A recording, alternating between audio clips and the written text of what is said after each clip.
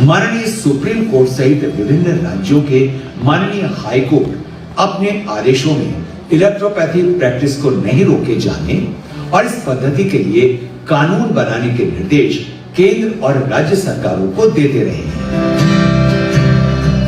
राजस्थान में इलेक्ट्रोपैथी की मान्यता के लिए 1990 से ही प्रयत्न शुरू हो गए थे।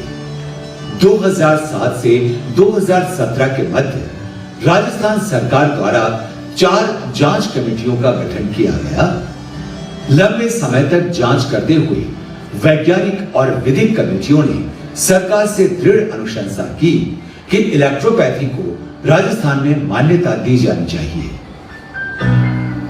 रिपोर्ट पर अमल करते हुए 9 मार्च 2018 को राजस्थान विधानसभा में राजस्थान इलेक्ट्रोपैथी चिकित्सा पद्धति विधेयक 2018 पारित किए जाने की घोषणा के साथ ही राजस्थान इलेक्ट्रोपैथी को मान्यता देने वाला देश का प्रथम राज्य बन गया।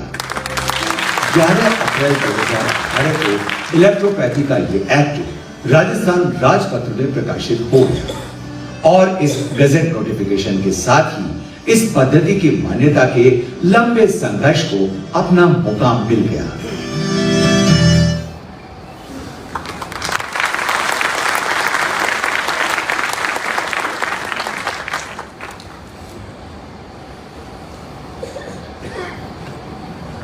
मैं श्री हेमंत जी सेठिया, अध्यक्ष इलेक्ट्रोपैथी चिकित्सा परिषद जयपुर को इस कार्यक्रम की प्रस्तावना प्रस्तुत करने हेतु आमंत्रित करना चाहूंगी।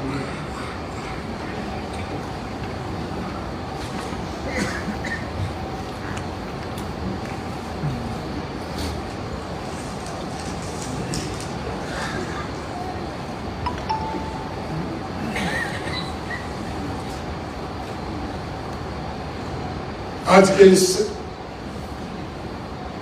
गरिमामय मंच से जिनके कारण इस मंच की गरिमा बनी है, ऐसे हम सबके भारत के उपराष्ट्रपति आदरणीय श्री धनखड़ साहब, हमारे राजस्थान राज्य के माननीय मुख्यमंत्री आदरणीय भजन लाल जी साहब, हमारे राजस्थान के उप मुख्यमंत्री आदरणीय श्री प्रेमचंद जी गरवा साहब,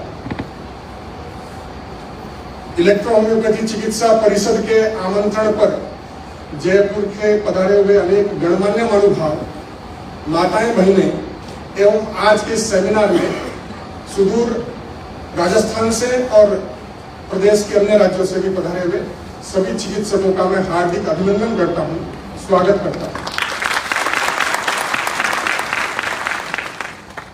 अभी एक छोटी सी डॉक्यूमेंट्री के माध्यम से हम सबको इस चिकित्सा पद्धति के बारे में जानकारी मिली होगी। मैं समझता हूं आज के इस कार्यक्रम में अनेक ऐसे महानुभाव हैं जो शायद इलेक्ट्रोपैथी के बारे में पहली बार ऐसा सुन रहे होंगे अथवा जान रहे होंगे। हमारा भारत जो है वो ज्ञान, विज्ञान, आयुर्वेद का देश है। हमें ये गर्व है इस बात का भारतीय होने के नाते कि हमने दुनिया को ज्ञान दिया है, लेकिन हमने कभी इस बात का अभिमान नहीं किया है कि हम दुनिया को ज्ञान देने वाले देश हैं। तो हमारे मनीषियों ने, हमारे ऋषि मुनियों ने, हमारे यहाँ के संतों ने, यहाँ की वैज्ञानिक और सांस्कृतिक और आध्यात्मिक परंपरा से इस देश को उन्नत बनाने वाले सभी महानुभावों ने एक विचार कहा है। वो विचार है आनो भद्रा कर्मंतो यंतु विश्वतः। विश्व के किसी भी कोने से यदि अच्छा विचार आता है तो उसको हमको स्वीकार करना चाहिए, भले ही हम ज्ञान में, विज्ञान में उन्नत हैं।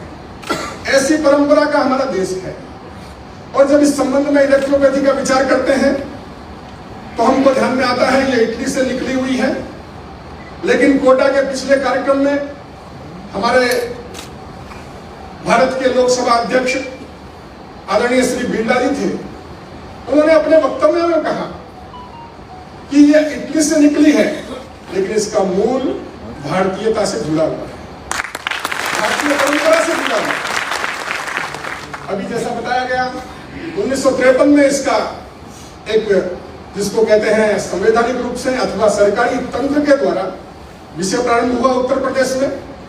और सबसे पहले उस विषय पत्र में, तो अभी यहाँ डॉक्यूमेंट्री में भी दिखाया गया था, इसकी एफिकेसी क्या है। 1953 में सरकार के द्वारा इसकी एफिकेसी जांचने का काम प्रारंभ हुआ और उस समय 7 रोगी अलग अलग रोगों के दिए, उसमें मुख्य रूप से लेप्रोसी जो डिजीज है उसके रोगी दिए गए, उनको ठीक किया गया। ये भारत सरकार के पास सारे और राज्य सरकार यानी उत्तर प्रदेश सरकार के पास सारे साक्ष्य उपलब्ध है। भारत सरकार के द्वारा भी अनेक कमेटियों का गठन इसकी जांच के लिए हुआ, उसी प्रकार से राजस्थान के अंदर भी इसकी जांच का हुआ। ये भी अभी डॉक्यूमेंट्री में हमको सुनने को मिला। 4 कमेटियां बनी, चारों कमेटियों ने पिछले 2007 से लेकर 2017 तक यानी 10 वर्ष तक हमारी सब तरह की जितनी जांचें होनी थी इस पद्धति के संबंध में वो की और इन दवाओं की जांचें की। और मेरे को इस बात को बताते हुए गर्व है, ये सारे विषय को सहकार देने वाले, सहयोग देने वाले, जांच करने वाले ऐसे अनेक महानुभाव भी आज इस कार्यक्रम में बैठे हुए हैं।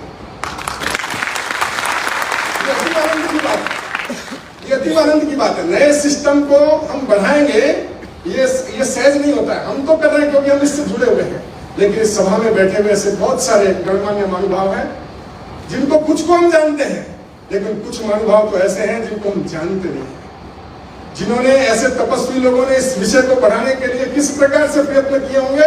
मैं समझता हूं भविष्य में कभी इतिहास लिखा जाएगा तब इसको समझ में आएगा, क्योंकि ये गौरव भविष्य में आज 50 साल के बाद भी इलेक्ट्रोपैथी को कोई याद करना है तो ये गौरव राजस्थान को ही प्राप्त है कि 2018 में देश में सबसे पहली बार राजस्थान ने इसका एक्ट बनाया।